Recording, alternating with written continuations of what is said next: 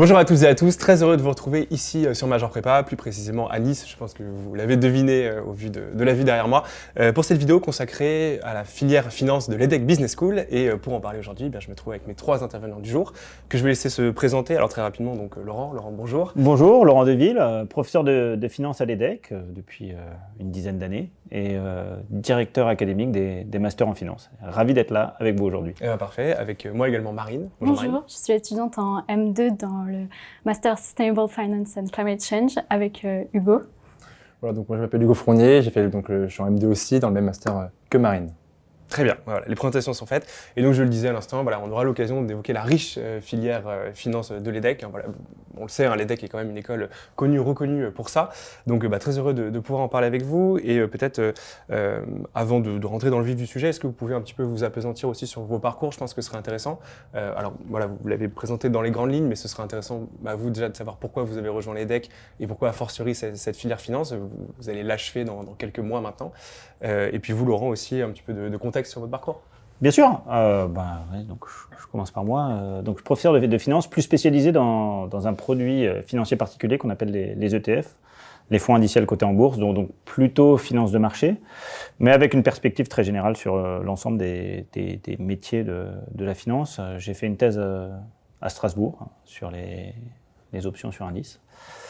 Et puis ensuite, j'ai eu un poste de chercheur au CNRS. J'ai été affecté pendant plusieurs années à Dauphine, à la suite de quoi j'ai rejoint l'EDHEC comme professeur de finance et puis voilà, comme directeur des masters, directeur académique des masters. Donc, consiste un peu à gérer l'ensemble du portefeuille de programmes master en finance dans leur intégralité. Voilà, et donc j'ai le plaisir d'avoir eu Hugo et Marine en cours. Exactement. Effectivement. Ouais. Pour quelques mois encore, du coup, c'est bien ça. Maintenant, je ne leur enseigne plus. Ils sont passés à quelque chose de plus élevé, qui n'est pas mon expertise propre, puisque tous les deux, ils suivent une spécialisation en Climate Change Sustainable Finance, donc plutôt dans la finance climatique, qui n'est pas mon domaine d'expertise, mais voilà. En tant que directeur académique, je les suis avec attention et je suis leur parcours et leur réussite de très près. Oui, c'est ça. On aura l'occasion d'ailleurs de revenir du coup sur ce master spécifiquement, cette dernière année effectivement du master. Pour rétro-pédaler un petit peu, est-ce que vous pouvez expliquer simplement votre parcours et pourquoi vous avez choisi de rejoindre l'EDHEC? Donc moi, je suis arrivée en L3 à l'EDHEC. On fait d'abord notre L3 à Lille. Et ensuite, j'ai décidé de me spécialiser en finance en M1 à Nice parce que j'aimais beaucoup la finance et que je trouvais que c'était un monde qui était assez challengeant et j'avais envie de me donner du challenge. Et ensuite, j'ai fait ma première expérience en césure en conseil en stratégie chez KPMG. Et ma deuxième partie de césure a été en tant qu'analyste dans un fonds d'investissement. Et ensuite, j'ai décidé de rejoindre la spécialisation Climate Change and Sustainable Finance pour la dernière année. Très bien. Et pour ma part, donc, j'ai fait 2 ans de prépa au lycée Stanislas. Après, je savais que j'avais un attrait pour la finance, mais ça restait très flou pour moi à l'époque. On m'avait vanté déjà à l'époque les mérites de l'EDHEC en finance, donc c'est naturellement que je me suis dirigé vers l'EDHEC pour rentrer donc en pré-master. Et ensuite, je me suis spécialisé en finance donc sur le campus de Nice en master 1 et puis en finance durable en master 2. En césure, j'ai fait un stage assez généraliste en finance, donc de fusion-acquisition, avant de faire un stage qui dit impact et finance dans un fonds de capital investissement qui s'appelle Quadia, donc qui investissent notamment dans la transition énergétique. Donc c'était un peu les secteurs qui m'intéressaient. Oui, c'est ça. Donc, oui, ce qui est assez cohérent avec ton parcours par la suite. Totalement. Ça rejoint un peu ma première question que je voulais vous poser, Laurent. Là, tu l'as dit, en fait, toi, immédiatement, quand tu étais en prépa, tu avais associé l'EDHEC à la finance. Et ça, pour le coup, c'est quelque chose d'historique. Dans des temps immémoriaux, l'EDHEC a toujours été considérée comme l'une des écoles en pointe dans le secteur de la finance. D'où ça vient, en fait, tout simplement, cette renommée? Alors, ça vient de choix particuliers qui ont été faits par l'école. Choix d'investissement, en premier lieu. L'école a décidé d'investir dans cette filière, dans la filière finance. Alors, l'investissement à travers le campus sur lequel on est, le campus de Nice, puisque l'école a décidé de dédier ce campus plus particulièrement à la finance. Donc, on a un campus sur lequel tous les étudiants qui font un master en finance à l'EDHEC viennent. Donc, c'est un choix fort. Un choix de spécialisation pour les étudiants. Donc finalement, voilà, la renommée de l'EDHEC en finance, c'est aussi la renommée des étudiants qui ont fait de la finance à l'EDHEC. Et ça, c'est à travers ces choix forts qu'on a fait sur la construction des programmes. les étudiants qui choisissent de faire de la finance à l'EDEC font 2 années intégrales de finance à l'EDEC, donc la spécialisation dès la première année de master. Donc d'un côté, les finances, et puis les étudiants, je veux dire. De l'autre côté, bien évidemment, l'EDEC a investi dans un corps professoral de renommée internationale en finance, et pas n'importe quel corps professoral. C'est-à-dire que l'idée, c'était d'avoir des professeurs, des enseignants-chercheurs dont la recherche était impactante pour l'industrie. Et donc c'est en ce sens, je pense, que l'EDEC a acquis une renommée très forte en finance, en faisant des recherches, j'allais dire pertinentes pour l'industrie. Toute recherche est potentiellement pertinente, mais vraiment adaptée aux besoins de l'industrie, et ça on l'a vu à travers ces centres de recherche. Donc ça a été la création de l'EDEC Risk Institute, ERI, qui a mené des recherches très importantes en gestion d'actifs, et donc qui a été un peu précurseur dans tout ce qui est factor investing, et donc ça, je pense que ça a permis de construire la renommée de l'école dans l'industrie. Et puis aussi des choix de placement d'étudiants. Je pense que l'EDEC a été précurseur en un sens dans l'idée de placer ses étudiants non seulement en France mais aussi à l'étranger. Donc un placement très fort, très actif sur d'autres places que celle de Paris, qui est une place majeure en finance, mais aussi à Londres et aussi au Luxembourg et aussi en Asie. Donc cette idée d'aller placer nos étudiants à l'étranger et pas uniquement dans des institutions françaises, mais aussi dans des institutions internationales de premier plan. Donc je pense que tout ça a contribué à faire de l'EDEC ce qu'elle est en finance. Et puis on voit l'évolution au cours du temps. Je veux dire, maintenant, Hugo et Marine en sont les témoins en quelque sorte. C'est cette bifurcation vers une finance climatique, une finance soutenable. Et donc avec l'idée de toujours rester à l'avant-garde de ce qui se fait dans le domaine de la finance. Ouais, c'est un écosystème très fort, et puis une porosité entre le côté académique étudiant, la recherche, et puis la valeur ajoutée pour l'industrie, pour l'entreprise, tout simplement. Ouais, c'est clair. Alors, justement, là, c'est peut-être la question un peu tarte à la crème, mais je suis obligé de vous la poser. Beaucoup d'étudiants de prépa veulent défendre le projet finance, en tout cas un projet dans la finance, a fortiori pendant les entretiens de personnalité qui vont les occuper assez rapidement. C'est pas toujours facile de s'y retrouver, c'est un secteur qui est très riche. Est-ce que, la question s'adresse à tous les trois, est-ce que vous pourrez le présenter finalement, en quelques mots, ce secteur de la finance? J'y vais, je me lance. Le plus facile, donc. Non, la finance, c'est quand même un champ très vaste. C'est un champ très vaste. Et si on cherchait à définir chacun des métiers qui existent, on y passerait l'après-midi.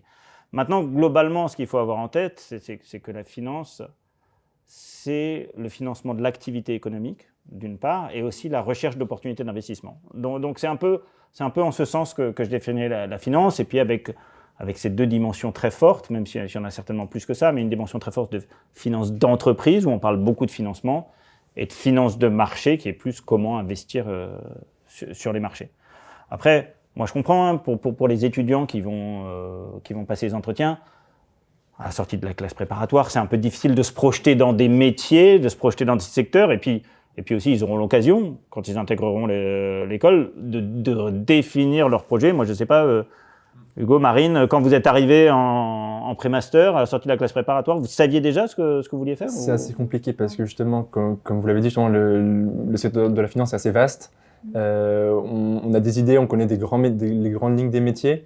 Mais justement, pour revenir un peu sur la question d'avant aussi, le fait qu'on ait un M1 et un M2 en finance, ça permet aussi, dans le M1, d'affirmer ou de confirmer nos choix. Peut-être qu'on pense plus faire la finance d'entreprise, mais on a des cours aussi de finance de marché, on est obligé de tout faire.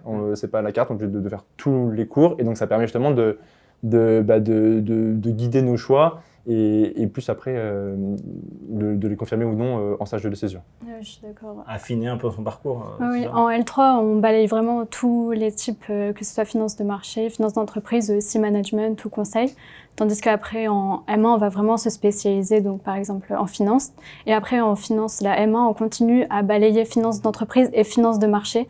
Et c'est vraiment pendant notre année de césure que le premier stage, on choisit là où ce qui nous plaît plus entre finance d'entreprise et finance de marché. Et ensuite, comme ça, quand on fait notre choix au deuxième semestre de notre année de césure, on peut vraiment se dire oui, ça c'est peut-être probablement ce que je vais préférer plus comme spécialisation. Et justement, c'est la question que je voulais vous poser. Maintenant que vous avez un peu plus de recul sur tout ça, qu'est-ce que vous auriez aimé savoir? Quelle qualité il faut avoir pour être un bon financier, ou en tout cas quel type d'étudiants s'épanouissent dans ces parcours? Je pense que c'est des étudiants qui aiment le challenge un peu parce qu'on se prépare à un univers très compétitif. Les stages en finance ou les CDI sont quand même assez chers quand on veut les meilleurs stages dans les domaines qui nous intéressent. Donc forcément, c'est des élèves qui aiment le goût du challenge, qui aiment se confronter à la difficulté et quand même qui aiment un peu travailler quand même. Ouais. Après, je pense qu'on a tendance parfois à un peu survendre l'aspect très quantitatif de la finance.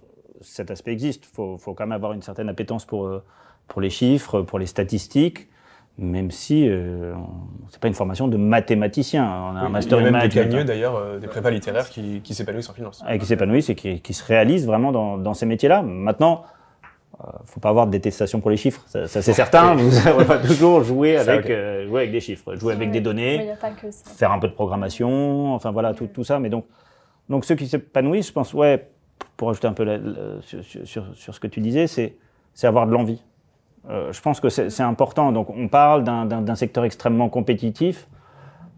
Faut avoir envie de travailler dans ce domaine-là. Alors on parle du domaine de la finance. C'est la finance dans des entreprises financières, mais aussi la finance dans des entreprises non financières. Il y a des directions financières dans toutes les grandes multinationales qui demandent aussi ce type d'expertise. Donc vraiment, les champs sont très vastes. Voilà, s'en donner les moyens, je pense en termes de travail, puis avoir de l'envie, montrer de l'envie. Parce que c'est vrai que c'est quand même un peu intense. J'imagine dans les stages que vous avez pu faire et aussi dans le parcours académique. Oui, tout à fait. Dans les stages, oui, c'est sûr que après, ça dépend les entreprises, les tailles d'entreprise et les secteurs que l'on choisit. Mais certains demandent d'énormes charges de travail, d'autres où c'est plus raisonnable, où ça peut se comparer à du marketing ou autre.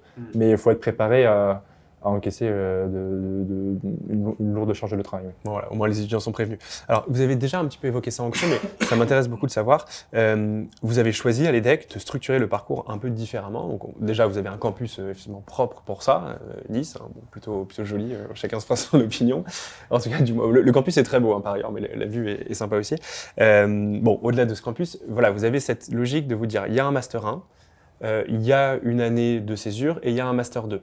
Pourquoi tout simplement ce choix là où la majorité des écoles vont simplement proposer une spécialisation en dernière année? On a des étudiants qui ont des grandes ambitions et on partage ces ambitions avec eux et il nous a semblé nécessaire pour y arriver de structurer de cette façon-là. De se spécialiser dans ce domaine-là, qui est un domaine très vaste de la finance, dès le début du M1. Alors donc une année de fondamentaux de la finance et du management, parce qu'on fait aussi de la stratégie, du leadership, de la comptabilité, mais d'avoir une perspective à 360 degrés des métiers de la finance. On en parlait juste avant, c'est pas si facile de se projeter quand on sort de classe préparatoire en disant je vais faire quoi. Donc nous, on va dresser l'ensemble des possibilités, puis aussi essayer d'avancer un peu dans les contenus techniques et théoriques pour que les étudiants, lors de leur année de césure, soient en mesure d'être compétitifs sur les meilleurs stages en quelque sorte. Ils arrivent déjà avec des compétences, ils arrivent déjà avec une compréhension, ils sont déjà en mesure d'apporter quelque chose à l'entreprise dans laquelle ils vont travailler pendant 6 mois ou pendant 1 an. Ça leur permet aussi, et ça nous permet de les accompagner dans une spécialisation dans laquelle ils seront spécialisés, mais ils auront toutes les bases. C'est-à-dire que nous, les étudiants, on les prépare pas à un premier emploi, que ce soit clair. Un premier emploi, tous les étudiants qui sortent d'école de commerce, a fortiori de l'EDEC, ils vont en trouver un sans trop de difficultés, en fonction de la conjoncture. Mais l'idée, c'est de construire des carrières. Et donc, construire des carrières, être en mesure de se réinventer, de réinventer son métier dans 5 ans, dans 10 ans, ça demande des bases très solides en finance, les bases qu'ils ont acquis pendant le M1, et une spécialisation qu'ils vont pouvoir vraiment choisir sur la base de connaissances de cours, mais aussi de connaissances pratiques, telles qu'ils les ont développées pendant leur année d'immersion professionnelle. Donc, pour moi, c'est le meilleur système possible pour à la fois avoir une compréhension globale et être en mesure de se retrouver en compétition pour les meilleures opportunités de stage, puis de carrière ensuite. Et je suis d'accord, et je trouve ça assez différenciant aussi par rapport aux autres écoles. On sait que les entreprises savent qu'au bout quand ils nous recrutent en tant que césurien, on a déjà 1 an de finance avant. Et aussi, en M2, on peut se différencier, par exemple, avec notre master Climate Municipal Finance, avec une double expertise. Et ça permet vraiment d'avoir les bases, puis de se spécialiser, et de ne pas tout faire en même temps, et d'avoir aussi un recul sur ce qu'on a appris en M1, avec la césure qui nous permet de mieux digérer toutes les informations qu'on a apprises. Ouais, c'est ça, ouais, un atout sur la césure où vous arrivez, vous n'êtes pas trop néophyte non plus. Et en même temps, vous pouvez vraiment profiter de cette année de M2 pour vous spécialiser à fond et pas reprendre des bases en fait, que vous avez déjà acquises avant. Ouais, ok. Ouais, moi, ce que je trouvais qui était bien, c'est qu'on avait vraiment une trame à l'EDEC en finance où on n'était pas laissé à l'abandon. Vraiment, on avait une voie et après, au semestre 2, on pouvait choisir des électifs qui pouvaient être en lien avec ce qu'on allait choisir en césure ou pour plus tard. Et je trouvais que ça, vraiment, c'est l'atout pour moi de l'EDEC d'avoir une certaine trame dans ce qu'on fait et de ne pas être laissé à l'abandon en sortant de prépa ou même à la fin de notre L3. Ok. Non, parce que aussi, on fait toutes les matières, donc forcément, si on avait le choix, on ferait que ce qui pourrait nous plaire et on ne se découvrirait pas d'autres matières et d'autres secteurs. Donc ça nous oblige un peu à tout voir et à, encore une fois, confirmer nos choix ou non. Donc, okay. Alors justement, c'est parfait. En fait, vous faites les transitions à ma place, c'est formidable. Je voulais vous demander quand est-ce que vous avez choisi, alors déjà parler des 4 spécialisations au global, parce que voilà, après il faut choisir effectivement entre 4 spé. Comment vous avez choisi votre spé et à quel moment de l'année à peu près vous avez choisi cette spécialisation? Bon, je vais peut-être présenter les spécialisations. Allons du général vers le particulier. Voilà, c'est ça. Donc on a 4 spécialisations. Un MSc Accounting and Finance, comptabilité financière, un MSc Corporate Finance and Banking, donc finance d'entreprise, finance bancaire, un MSc Financial Engineering, donc beaucoup plus finance de marché, finance quantitative, et puis un MSc Climate Change Sustainable Finance en collaboration avec l'école des mines Paris PSL. Et donc là, un programme un peu particulier. Donc là, on a deux exemples d'étudiants qui ont choisi ce programme un peu de niche par rapport à... Enfin, de niche, ça va devenir de moins en moins la niche, la finance climatique, mais par rapport à nos autres programmes qui sont un tout petit peu plus généralistes, là, on est plus dans une perspective vraiment très appliquée. Donc, je pense que les 4 spécialisations parlent un peu d'elles-mêmes. Comptabilité financière vers les métiers transaction services, les métiers de l'audit, les métiers aussi de direction financière, de contrôle financier. Ça, c'est Accounting and Finance. Corporate Finance and Banking, tous les métiers de finance d'entreprise. Donc, que ce soit dans des questions de fusion-acquisition, des questions de capital risque, des questions de financement de projets, de financement structuré, ou alors simplement de banque d'investissement. Voilà, donc tous les métiers equity capital market, debt capital market, enfin, voilà, très généraliste, finance d'entreprise. Et puis après, Financial Engineering, là, les métiers du trading, les métiers de la structuration, les métiers de la gestion d'actifs, asset management, aussi des métiers de type hedge fund manager, de gestionnaire de hedge fund sur de la finance alternative, donc finance beaucoup plus quantitative aussi, de questions de métiers sur le risque. Et puis la finance climatique, je pense que Hugo et Marine en parleront mieux que moi, mais vraiment la façon dont on a construit cette spécialisation avec l'école des mines, c'est vraiment sur la transition énergétique. Donc d'avoir une perspective à la fois scientifique du changement climatique, et puis ensuite d'ingénierie et de finance du changement climatique. Voilà un peu. Donc voilà, je ne sais pas quand vous avez choisi votre spécialisation, si en entrant vous saviez déjà que vous alliez faire de la finance climatique ou pas. Je ne savais pas du tout que j'allais faire de la finance changement climatique en rentrant à l'EDEC. Mais ce que je savais, c'était que je voulais choisir une spécialisation et en entrant sur le marché du travail, avoir vraiment quelque chose à revendre, une asset, quelque chose. Et en même temps, je trouvais que c'était super intéressant d'avoir un point de vue plus ingénieur sur des questions climatiques, parce qu'on en parle déjà un peu à l'EDEC en M1 quand on brasse tout le programme de finance. Mais là, on avait une vision plus ingénieur, et c'est pour ça que j'ai choisi cette spécialisation. Je trouvais ça super intéressant. Pareil, moi, quand je suis rentré à l'EDEC, j'avais l'intérêt pour le secteur, mais pas forcement, je ne savais pas que j'allais travailler dans cette industrie spécifique. Mais c'est plutôt dans mon année de M1 que je me suis posé beaucoup de questions. Donc, c'est pour ça que dans l'année césure, j'ai fait notamment un stage en finance impact. Et j'ai trouvé que, certes, avoir une base en finance, c'est très important, c'est même essentiel, mais avoir aussi cette dimension technique, comme disait Marine, c'est très intéressant pour avoir un recul sur les technologies qu'on analyse, que ce soit en venture capital ou en financement de projet. C'est aussi une dimension qui est très recherché par les entreprises, cette double compétence commerce et ingénieur. Donc ça nous permet de répondre à une réelle demande des entreprises et de se différencier aussi des autres étudiants parce que c'est un secteur qui est en pleine croissance et où la concurrence est quand même assez rude. C'est quoi pour vous justement la valeur ajoutée d'avoir l'EDEC d'une part et puis une top école d'ingénieurs par ailleurs? Où que ce soit une top école d'ingénieurs, on a des professeurs chercheurs des deux côtés. On apprend tout simplement, au début on a des cours sur les énergies, comment marche un panneau solaire, une éolienne, etc. On a des cours plus techniques, par exemple avec Python. En complément de ça, on a des cours avec l'EDEC de finance, avec du venture capital, du project finance, donc financement de projet, pour nous aider justement à concilier les deux. Donc on a la finance et la technique qui permet de prendre du recul et de mieux analyser quand même. Donc c'est vraiment intéressant à ce niveau-là. Ouais, très bien. Je ne sais pas si je voulais accuser, si vous vouliez compléter. Non, mais je pense que... Tout a été dit. Non, je pense que ce qui est important dans notre portefeuille, en tout cas, Hugo et Marine ont fait ce choix-là très spécialisé de la finance climatique. Maintenant, on a un portefeuille de spécialisations qui sont à la fois spécialisantes, on parle de spécialisation, mais qui restent génériques. C'est-à-dire qu'on n'a pas des programmes extrêmement étroits, c'est pas notre perspective.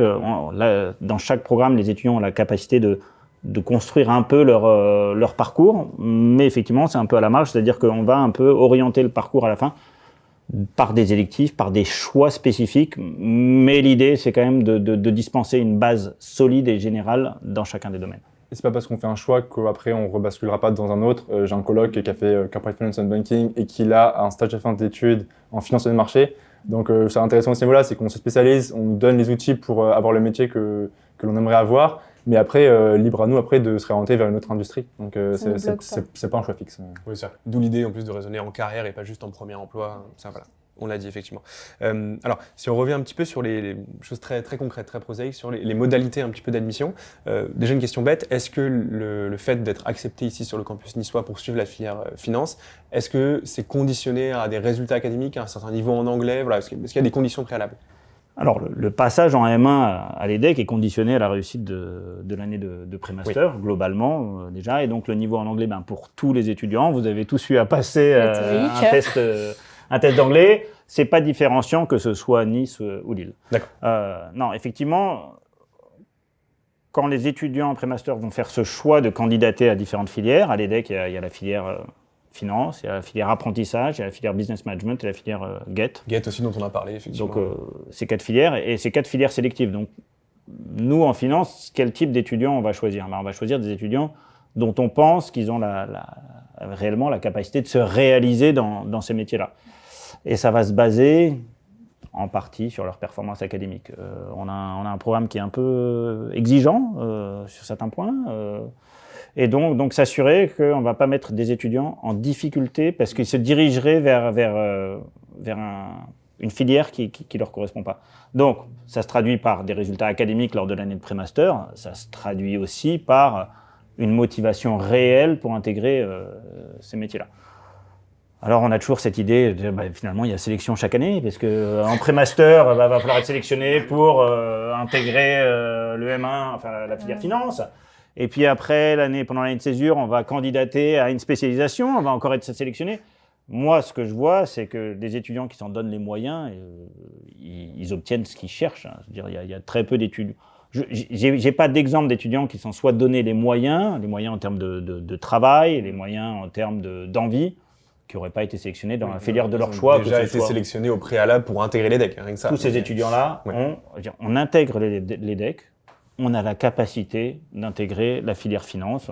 On parlait d'étudiants plus quantitatifs, on a beaucoup d'étudiants moins quantitatifs qui intègrent aussi la filière finance. Donc chaque étudiant a ces capacités-là. Maintenant, il ne faut pas se cacher, en année de pré-master, il va falloir travailler. C'est-à-dire que les étudiants qui se relâchent trop rapidement à leur intégration dans une école de commerce, en particulier EDEC,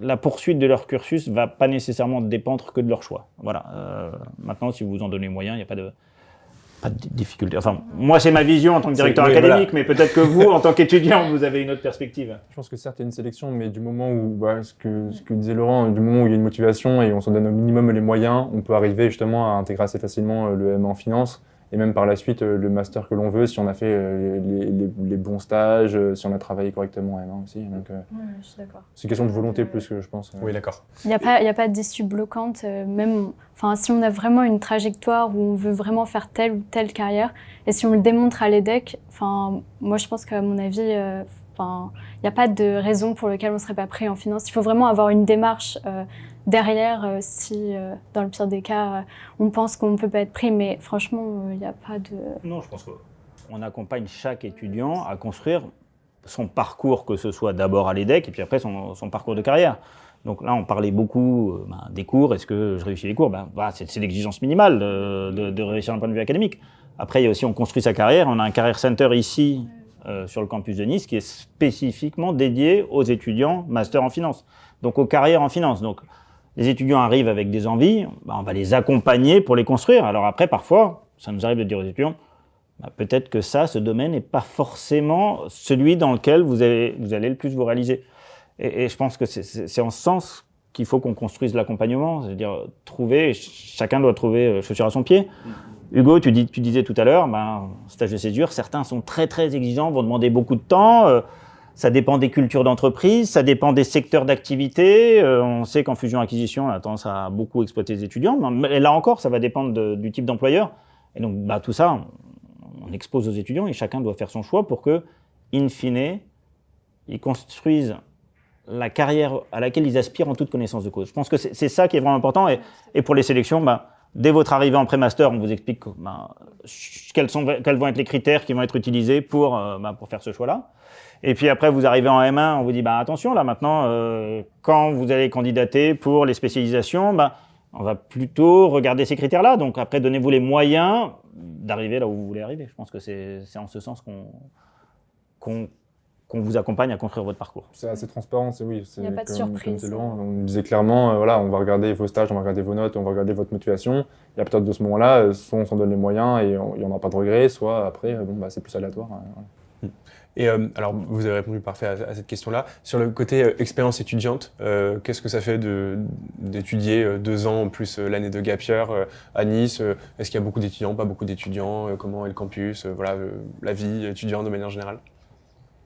Ça dépend. Il y a des associations qui sont très présentes sur le campus de Nice. Par exemple, le RAID EDEC, l'association dans laquelle on était avec Hugo, organise 2 événements dans les Alpes niçoises en fait. Donc nous, en tant qu'association étudiante, on avait pas mal de travail ici à Nice, mais il y a aussi le BDE, il y a aussi des associations de finance comme WeFin, c'est une association qui promeut les femmes en finance là à Nice à l'EDEC.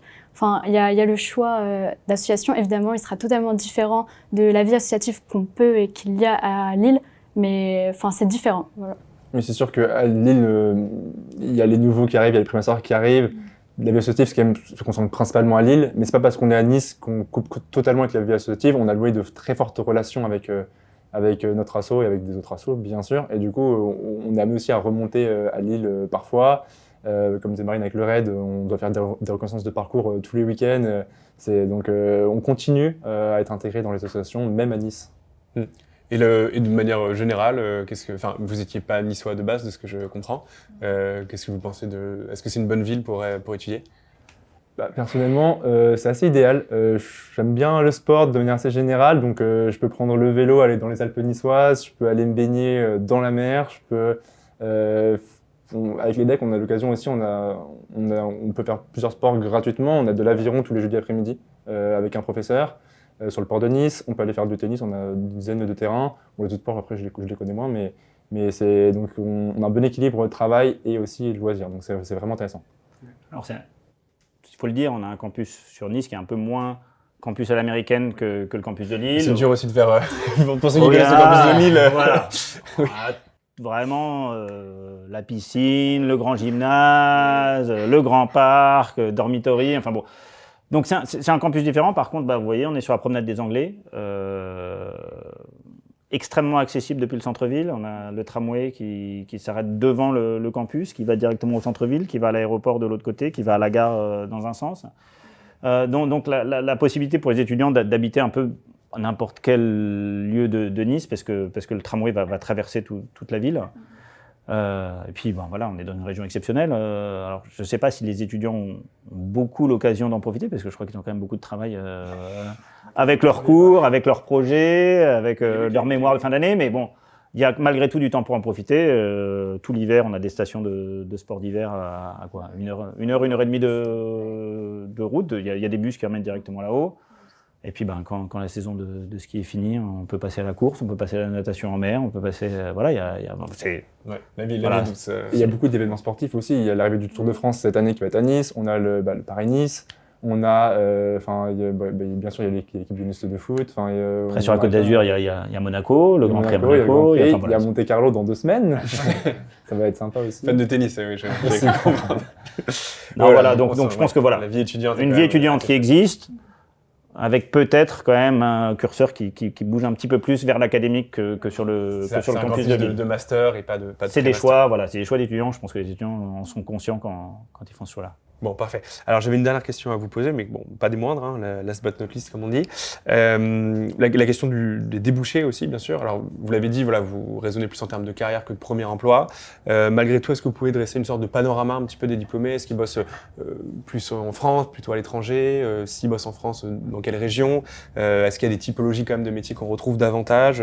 Et puis la question aussi du salaire, alors, ce sera peut-être difficile de faire une réponse très précise, mais malgré tout, c'est forcément quelque chose qui interpelle et qui intéresse quand on parle de finance. Moi, honnêtement, ce qui me rend le plus fier, c'est de voir les carrières de mes étudiants se construire et évoluer. Ça, c'est vraiment, et de ce point de vue-là, voilà, je ne cache pas ma fierté parce que je vois des carrières exceptionnelles qui se construisent. Alors, elles se construisent où? Très majoritairement dans 2 endroits, Paris et Londres. Finance en Europe, les 2 grands hub de la finance, ça va être Paris et Londres, mais aussi on a aussi Francfort évidemment en Allemagne, Milan en Italie, et puis après d'autres endroits, des étudiants qui partent à New York. Donc, mais si on parle majoritairement, ça va être majoritairement Paris et Londres en termes de carrière. Après, dans quelles entreprises? Toutes les banques, voilà. Si je regarde les alumni de l'EDEC, je prends n'importe quelle institution financière, je sais que je vais retrouver des EDEC à tous les niveaux de seniorité, des jeunes, des plus anciens. La réputation de l'EDEC en finance, elle a quoi, une bonne vingtaine d'années, et donc on voit à peu près tous les niveaux de seniorité des anciens de l'EDEC. Ça, je pense que le réseau des anciens est très fort. Alors, je ne sais pas si vous avez pu discuter avec déjà des au niveau anciens. conseil, on peut échanger avec eux, ils peuvent nous conseiller. Lorsqu'on les rencontre, ça peut être les anciens de notre association ou des anciens tout simplement que l'on peut contacter. Mais aussi, par exemple, moi j'ai en partie trouvé mon premier stage de césure grâce à un ancien EDEC qui était partenaire justement de l'entreprise que j'ai rejoint. Donc ça aide beaucoup, c'est sûr, d'avoir une expérience un peu en finance de l'EDEC, des anciens alumni, enfin des alumni. Oui, c'est ça, oui, c'est ce que vous disiez. Et ça manque pas, pour le coup, c'est vrai quand on retrouve Donc partout, et que mec, ce soit en finance d'entreprise, dans les grandes banques d'investissement, dans les salles de marché. Je pense que c'était un des résultats d'études qui disait que voilà, l'EDEC est l'école qui place le mieux à Londres, par exemple. Donc les salles de marché à Londres, on va retrouver beaucoup d'EDEC, mais aussi dans ce qui est fusion-acquisition, dans les cabinets de conseil, dans les banques d'investissement. Donc là encore, on pourrait parler de tout. Et puis après, cette idée de construire sa carrière et donc de se retrouver avec des anciens dans des postes de responsabilité. Là encore, je ne vais pas en citer l'une ou l'autre parce que n'importe quelle institution financière ou non financière, on va trouver des anciens. Alors après, la question des salaires, c'est une question importante. Il y a beaucoup de diversité. Il y a beaucoup d'hétérogénéité dans les salaires. Alors après, là, on est dans un secteur un peu resserré, la finance, mais on en a parlé au début de cet enregistrement. Il y a quand même un champ très vaste des possibles.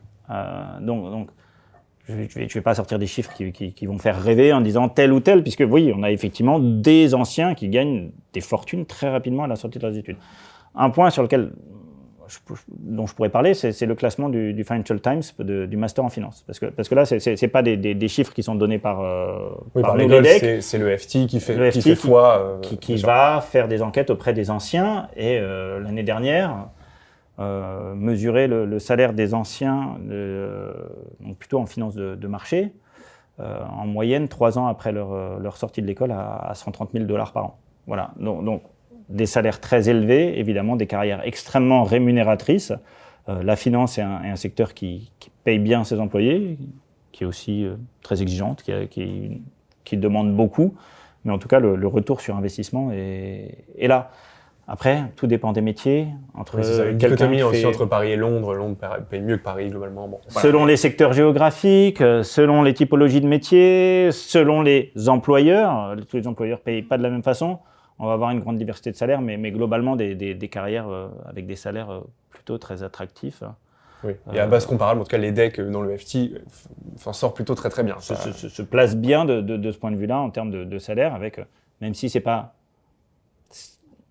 nécessairement une fin en soi. Je pense que ce qui est important, ce qu'on dit aux étudiants, c'est trouver le métier qui vous correspond. Donc, une des dimensions, ça va être le salaire, mais il y a aussi des questions de culture d'entreprise. Faut arriver le matin à son travail en étant épanoui, en se faisant plaisir. Moi, j'aurais tendance à dire aux étudiants, ne sacrifiez pas votre vie à simplement une dimension qui serait la dimension de salaire, même si on peut avoir... C'est une dimension parmi d'autres, voilà, mais il ne faut pas en faire l'alpha et l'oméga des choix, bien entendu. Voilà, c'est ce qui me semble. Maintenant, malgré tout, on sait que les carrières en finance sont plutôt très rémunératrices par rapport à d'autres secteurs. Je ne vais pas vous demander le salaire que vous voulez, mais alors le métier. C'est hyper hétérogène parce qu'en fait, juste pour revenir sur les salaires, qu'on soit à Paris ou à Genève pour le même métier, c'est du simple au double. Donc après, on peut faire une moyenne, mais c'est... Oui, on n'a pas parlé de la Suisse, c'est encore... ouais. Ensuite, voilà, on est facilement très très haut, quoi. Très bien. Bon, alors donc du coup, pas de salaire, enfin pas le salaire, si un salaire quand même, mais quel métier? C'est vrai qu'en plus vous avez choisi quand même une spé atypique, c'est pas le terme, puisqu'on l'a compris, ça devient quelque chose d'absolument structurant dans la finance actuelle. Mais voilà, est-ce que vous avez déjà une idée de ce que vous voulez faire après cette année de M2? Moi, je me suis spécialisé dans le financement de projets, dans les énergies renouvelables et plus particulièrement dans tout ce qui est financement de toitures avec les panneaux solaires ou d'efficacité énergétique. Donc j'ai trouvé mon stage de fin d'études à ce sujet-là. Donc encore une fois, pour lier impact et finance, ce qui m'a beaucoup aidé, c'est les cours qu'on a justement dans notre M2, les professeurs que j'ai pu rencontrer pour confirmer ce choix-là et guider mon début de carrière. Très bien. Et puis après, oui, parce que stage de fin d'études, c'est potentiellement un CDI derrière. Bien sûr, c'est dans l'objectif toujours de convertir. Pas toujours, parfois c'est aussi pour avoir une nouvelle expérience. Mais moi, c'est plutôt dans l'objectif effectivement de continuer. Très bien. Bon, bah, je sais pas si c'est du bois, mais on touche du bois. Et toi, Marine? Moi, c'était pareil que Hugo, financement de projet en infrastructure ou plutôt capital investissement, mais sur infrastructure, autoroute, donc transport, ce genre de choses. D'accord, donc même au sein d'une même spé, finalement, on trouve des métiers mais c'est totalement assez différent. éclectiques. Ouais. Ouais, c'est un peu l'avantage de la finance, c'est qu'à partir d'une même base, on peut faire différents métiers. Une fois qu'on a les bases, on peut vraiment se spécialiser. Bon, très bien. Bah écoutez, je crois que ça va être à peu près le mot de la fin. Je vais quand même vous le laisser, ce fameux mot de la fin. La vidéo, bon là on tourne, je crois, le 2 avril, elle sera diffusée un petit peu plus tard, dans une période forcément assez anxiogène pour les étudiants de prépa. Je vous fais pas un dessin. Qu'est-ce que vous voulez dire tout simplement à ces étudiants qui sont, pourquoi pas, aux portes de l'EDEC? Déjà, je leur souhaite bonne chance, bon courage. Je pense que c'est déjà un premier pas, s'ils sont admissibles, d'essayer de venir avec leur qualité. Je pense que parfois, certains étudiants se mettent énormément de pression et se disent « il faut que je devienne ce qu'ils attendent de moi ». Non, ce qu'on attend de la part des étudiants, c'est des gens qui soient bien dans leur peau et qui montrent des envies. Vous avez tous des qualités spécifiques, mettez-les en valeur et on sera ravis de travailler sur ces qualités-là pour vous aider à façonner votre projet, qui n'est pas forcément déjà très mûri, mais vous allez construire ce projet et puis on va le construire avec vous, on va travailler ensemble. Donc, vous ne vous posez pas de limites, je pense que c'est aussi important. Et puis venez comme vous êtes, ne venez pas trop préparé. Parfois un peu le risque de se dire, d'être surpréparé et du coup, qu'on n'arrive pas à voir ce qu'il y a derrière ce petit rideau que vous avez construit devant vous. Donc voilà. Soyez authentique. Ouais, soyez vous-même. Vous avez tous des qualités à mettre en valeur. Mettez-les en valeur et puis après, on sera ravis de vous accompagner. Voilà. Moi, je leur dirais félicitations pour leur admissibilité déjà. C'est un beau parcours. Et puis, oui, venez à l'EDEC, soyez vous-même pour vos entretiens. C'est hyper important d'être bien dans sa peau, comme tu as dit, Laurent, d'arriver pour les euros et d'être authentique. Pour ma part, j'ai envie plutôt de redire ce qu'on m'avait dit à l'époque quand j'étais à leur place. J'avais parlé à des EDEC qui étaient en M1, M2. Ils m'avaient dit, bon, si tu as une telle appétence pour la finance ou même tu penses que ça peut être ton domaine d'activité, bah, l'EDEC c'est une valeur sûre. Pour le coup, il n'y a pas de je connais pas des gens qui après regrettent d'avoir pris l'EDEC si ils veulent faire de la finance et même avoir pris l'EDEC tout court. Donc n'hésitez pas à faire votre choix et en tout cas, ce ne sera pas un mauvais choix. Bon, voilà, je crois que le message est passé. Merci infiniment à tous les trois pour l'ensemble de vos réponses. Je pense que c'était intéressant voilà, d'avoir ce retour sur cette filière finance qui, quand même, évidemment, titille pas mal la curiosité des étudiants. Donc, je suis très content d'avoir fait cette vidéo. Merci à vous, donc, par ailleurs, d'avoir regardé cette vidéo. On mettra aussi des liens dans la description si vous voulez avoir une vue un peu plus exhaustive et précise de tous les pans, bien sûr, du programme qu'on n'aura pas eu le temps d'évoquer dans cette vidéo. Et quant à moi, je vous dis à très bientôt sur Major Prépa.